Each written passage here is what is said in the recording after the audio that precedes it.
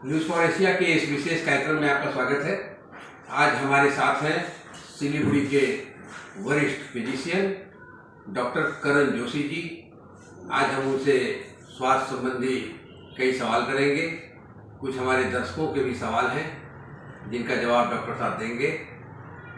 तो हम अपनी इस पर चर्चा को आगे बढ़ाते हैं। आज हम स्वास्थ्य संबंधी आपसे कुछ सवाल करेंगे। कुछ हमारे दर्शकों के भी सवाल हैं जिसका हम जवाब चाहेंगे। सबसे पहले हम दर्शकों के सवाल से ही शुरू करें। हमारे एक दर्शक हैं डॉक्टर धीरज नाहर, जो पश्चिम बंगाल सिक्किम मारवाड़ी युवा मंच के उपाध्यक्ष हैं। इन्होंने एक सवाल भेजा है कि कोविड-19 वैक्सीनेशन का थर्ड फेज का ट्रायल नहीं हुआ है, सुरक्षा के दृष्टिकोण से हम इसे कैसे देखते हैं?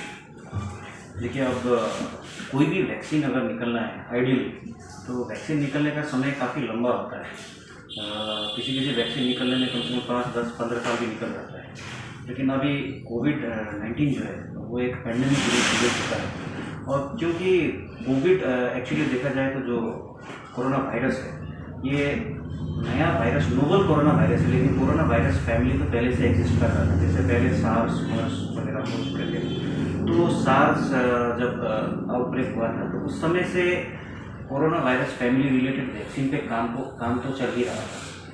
तो कोविड-19 का वैक्सीन के लिए ऐसा नहीं है कि साइंटिस्ट स्टार्टिंग फ्रॉम जीरो, मतलब जीरो से, शून्य से शुरू नहीं कर रहे। तो उस समय के कुछ जो ज्ञान था सार्स रिलेटेड, मर्स रिलेटेड, तो वो ज्ञान को ही कैपिटलाइज करके वैक्सीन पे काम किया गया है। तो ग्राउंड वर्क काफ़ी अच्छा है वैक्सीन का। और क्योंकि फाइजर का जो है वो फेज़ 1, फेज़ 2 और फेज़ 3 भी क्लियर कर चुका है ऑक्सफोर्ड वाला वैक्सीन जो है।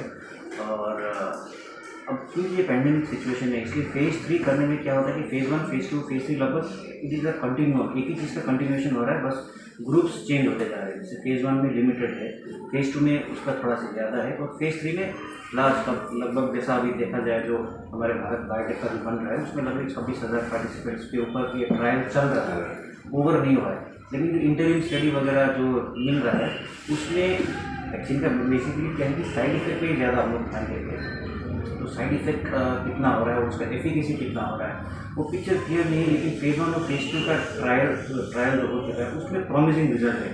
तो उसी को मद्देनजर रखते हुए इमरजेंसी यूज़ ऑथराइजेशन जो बोलते हैं उस पर सरकार अमल कर रही है कि हम लोग कर सकते हैं। सुरक्षा के दृष्टिकोण से देखा जाए तो देखिए, 100% सेफ भी बोलना तो मुश्किल है। कोई भी वैक्सीन 100% यूजुअली सेफ नहीं होता है, सम काइंड ऑफ इफेक्ट होता है। बट यूजुअली बाकी सारे वैक्सीन को भी देखा जाए तो एकदम सीरियस एडवर्स इफेक्ट्स कोई भी वैक्सीन में इतना ज़्यादा होता है नहीं। एक तो होता है कि लोकल रिएक्शन, जहाँ पे आपने लगा लिया तो वहाँ पे थोड़ा बहुत रिएक्शन, रैश वगैरह निकलना होता है, और सिस्टमिक रिएक्शन होते हैं तो शरीर में होता है। तो इसकी वैक्सीन का हो सकता है, but it is very negligible. तो सुरक्षा के दृष्टिकोण से देखा जाए तो मेरा मानना है कि इट इज़ रिलेटिवली सेफ। हाँ, 100% एफिकेसी ना हो, कोई भी वैक्सीन में कभी 100% एफिकेसी होता नहीं है। तो इसमें भी देखा जा रहा है कि कोविड वैक्सीन में 100% एफिकेसी तो नहीं है, अराउंड 70 to 80% तक एफिकेसी है। तो सुरक्षा के दृष्टिकोण से देखा जाए तो इतना अनसेफ तो मुझे नहीं लगता है। आई थिंक लोगों को पार्टिसिपेट करना चाहिए। इमरजेंसी यूज ऑथराइजेशन में लोगों को भी पार्टिसिपेट करना चाहिए, गेट वैक्सीनेटेड। लोग इसमें इसे डरे ना कहते हैं, डरे। ये कवि भी हैं, साहित्यकार भी हैं। इन्होंने एक सवाल किया है, इनके परिवार में किसी को कोरोना हुआ था, तो ये जानना चाहती हैं कि मधुमेह के रोगी को किस तरह का खान पान, दवा या कौन सी चीज़ों से परहेज करना चाहिए।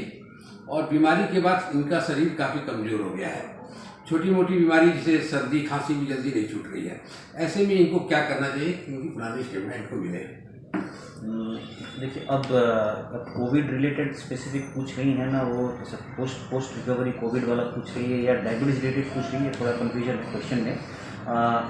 अब डायबिटीज़ के देखा जाए तो डायबिटीज़ खुद ही एक कैटाबोलिक स्टेट होती है, जिसमें कैटाबोलिज्म बॉडी के जो प्रोटीन्स वगैरह है उसमें काफ़ी लॉस होता है। डायबिटीज़ बीमारी में ही होता है ये, और ऊपर से किसी को कोविड हो गया तो वो और कैटाबोलिक स्टेट में चला जाएगा।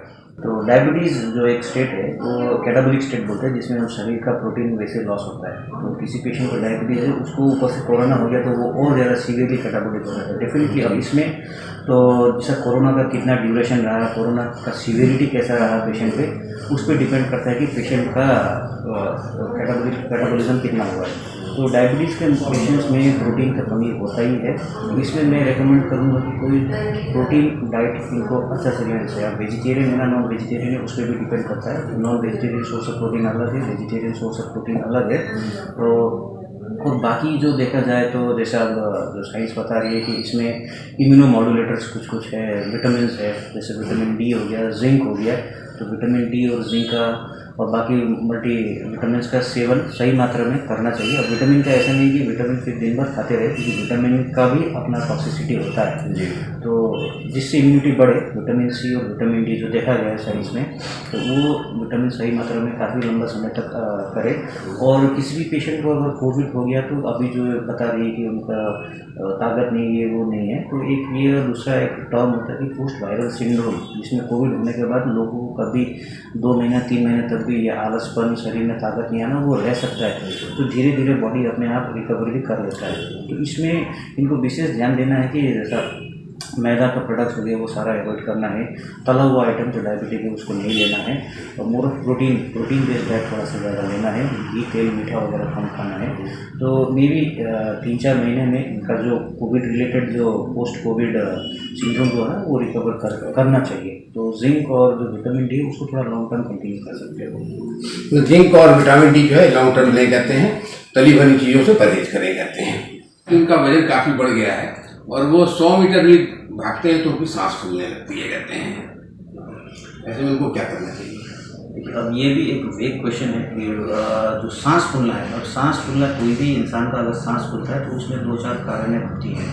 एक ऑफकोर्स इनका जो वज़न बढ़ा है काफ़ी, वज़न भी उन्होंने बताया नहीं कितना है, 50, 80, 100 कितना है, 90 के आसपास। तो एक ओबेसिटी रिलेटेड और सांस फूल रहा है ना थकावट हो रहा है, ये भी 2 अलग चीज़ है। किसी को कन्फ्यूजन होता है कि सांस ही फूल रहा है या थकावट हो रहा है, तो ओबेसिटी रिलेटेड भी ये हो सकता है। बाकी अगर किसी इंसान का, अभी का उम्र इन्होंने नहीं बताया कितना है, उम्र भी 50 ईयर्स, तो 50 ईयर्स अगर है, उनको कुछ प्रेशर शुगर की कोई शिकायत है कि नहीं, वो भी जानना ज़रूरी होता है। तो कोई भी इंसान को अगर सांस फूल रहा है तो सांस फूलने का 2 मुख्य कारण होते हैं, या तो हार्ट में कुछ समस्या हो या लंग में कुछ समस्या हो, या ओबेसिटी जो ये बता रहे हैं वो भी एक कारण हो सकता है। सो आई थिंक अगर इनको 100 मीटर चलते ही सांस फूल रहा है तो इनको एक फिजिशियन या किसी डॉक्टर को इमीडिएटली मिलना चाहिए और इनको अपना इवोल्यूशन होना चाहिए कि 3 कारणों से सांस फूल सकता है। इसमें सिर्फ फ़ोन में बता पाना मुश्किल है। मतलब सांस फूलने के कई कारण हो सकते हैं और इनको एक बार फिजिशियन से मिल करके पूरी जांच करानी चाहिए कहते हैं। रिसेंटली अगर अपने कुछ सिम्टम में ये चेंज देखते हैं, इनका पहले नहीं था, तो अभी हाल फिलहाल में अगर सांस बढ़ रहा है तो डेफिनेटली किसी फिजिशियन को, किसी डॉक्टर को चेक कराना चाहिए। तो ये मनोज शर्मा जी हैं, ये इनका कहना है कि बर्ड फ्लू जिस प्रकार तेजी फैल रहा है यह कितना चिंताजनक है और इसकी रोकथाम के लिए एक आम इंसान को क्या क्या सतर्कता बरतनी चाहिए? बर्ड फ्लू भी एक वायरस से ही होता है, जैसे अभी कोविड हो रहा है। ये बर्ड फ्लू जो होता है इसको एवियन इन्फ्लुएंजा वायरस बोलते हैं। इन्फ्लुएंजा वायरस होता है कि एक होता है कि ह्यूमन इन्फ्लुएंजा वायरस जो इंसानों में पाया जाता है। फ्लू जो सीजन में होता है, जिस तरह से अपने इंसानों में फ्लू होता है उस तरह बर्ड्स में भी फ्लू होता है। तो यूजुअली जो बर्ड फ्लू है ये मतलब बर्ड टू बॉडी ट्रांसमिशन ज़्यादा होता है। और किसी इंसान, सपोज वो बर्ड के ड्रॉपलेट्स के क्लोज कॉन्टैक्ट में आया तो किसी इंसान को हो जाएगा, लेकिन पर्सन टू पर्सन ट्रांसमिशन कम ही देखा गया है। मतलब किसी इंसान को अगर बर्ड फ्लू हो गया तो उसमें तो डेफिनेटली बर्ड फ्लू निमोनिया उसको हो सकता है, लेकिन वो इंसान किसी दूसरे इंसान को बर्ड फ्लू ट्रांसमिट करे ये कम है। ये इंसिडेंस इतना ज़्यादा नहीं पाया गया है, बहुत कम जगह पे पाया गया है। तो इसमें तो वही है कि आपको बर्ड के ड्रॉपलेट्स वगैरह से आपको दूर रहना है, बर्ड वाले एरिया से दूर रहना है। और जो अगर बर्ड में ज़्यादा हो रहा है उसमें जो कलिंग, जो गवर्नमेंट जो स्टेप बता रही है, वो मास कलिंग ऑफ द जो बर्ड्स को वो करना है।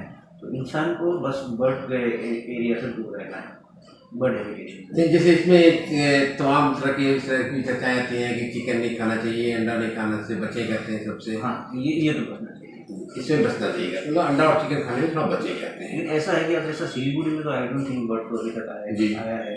सिलीगुड़ी में तो आई थिंक सेफ ही खा सकते हैं। सिलीगुड़ी में तो बर्ड फ्लू का इंसिडेंस अभी तक नहीं देखा है।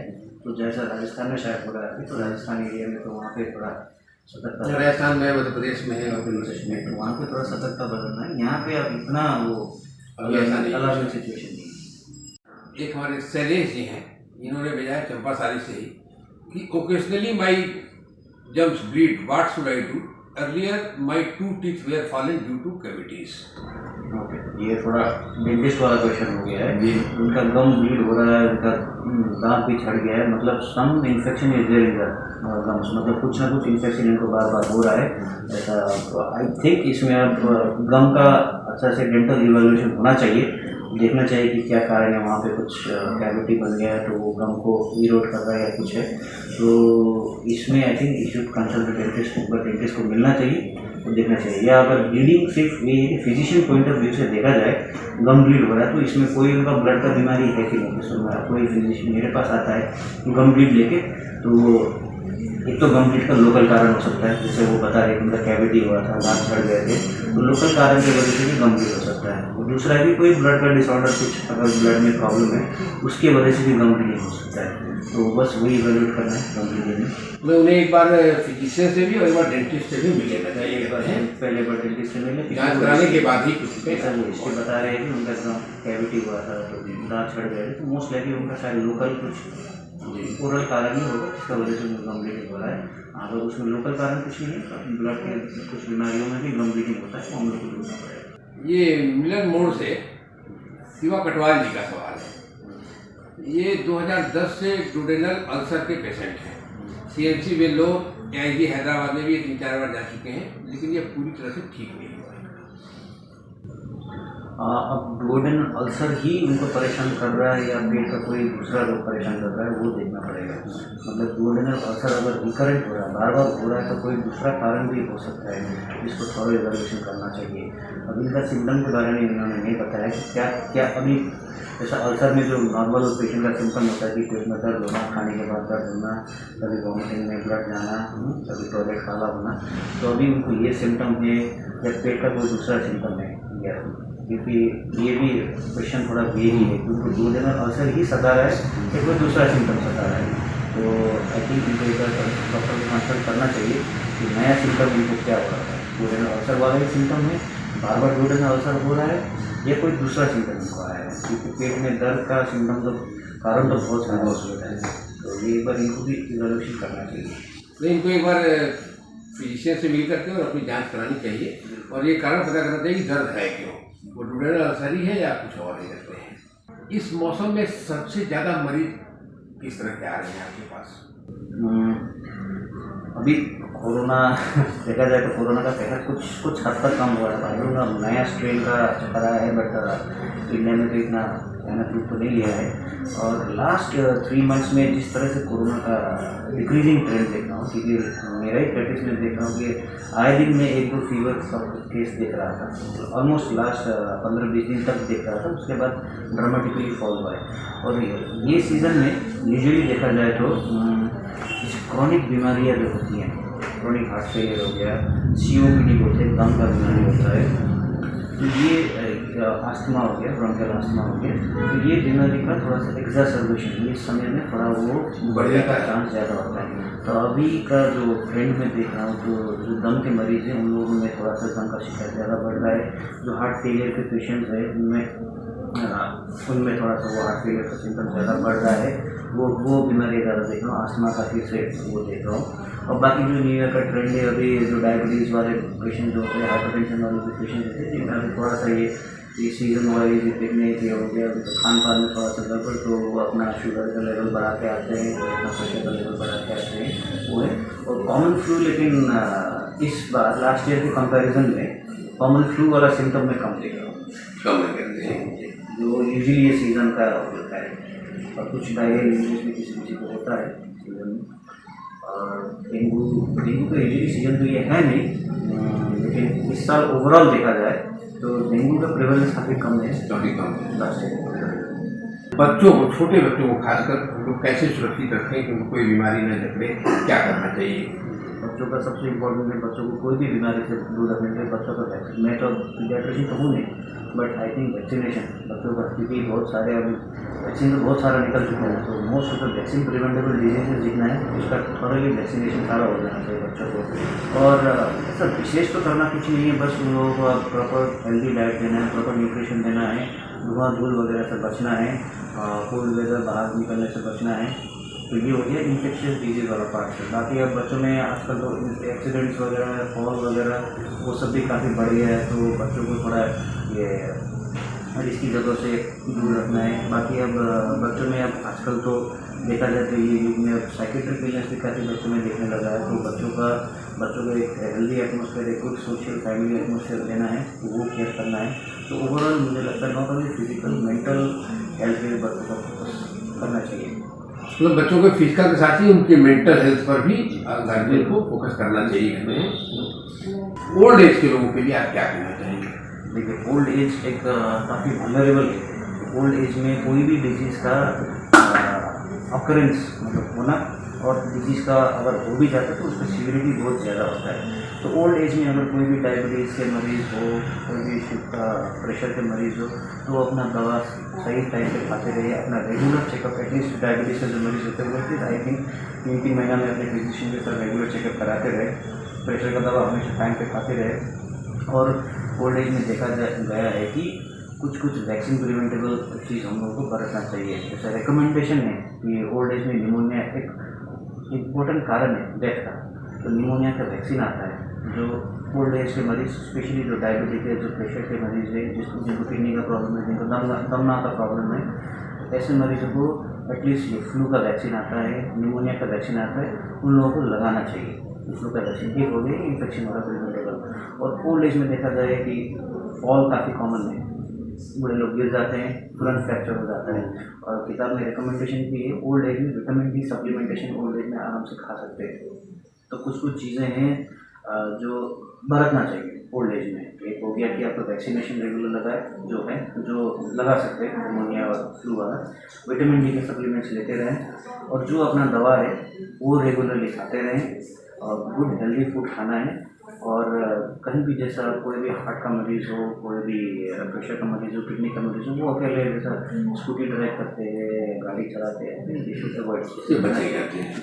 चलो, ओल्ड एज के लोग कहते हैं जिनको शुगर, ब्लड प्रेशर इस सब की शिकायत है, उनको निमोनिया और सबका वैक्सीन ले लेना चाहिए कहते हैं, वो रिकमेंडेशन है। और बीपी और सबके मरीजों को कहते हैं स्कूटी और बाइक चलाने से बचना चाहिए। क्योंकि मेरे 2-4 पेशेंट देखिए जो स्कूटी चलाते उनका शुगर काफ़ी लो गया था, उनके मतलब गिर गए, वैसे 2-4 मरीज ऐसे भी मिले हैं। तो ओल्ड एज में सतर्कता बरतना है। देखिए, डॉक्टर साहब ने बताया जाता है कि ओल्ड एज में इनके पास ऐसे भी मरीज आए हैं जो शुगर या बीपी की वजह से बाइक चलाते चलाते गिर गए हैं। तो डॉक्टर साहब की स्पष्ट चेतावनी है कि ओल्ड एज में यदि आप बीपी के मरीज हैं, शुगर आपको है, तो आप बाइक चलाने से, स्कूटी चलाने से बचे कहते हैं।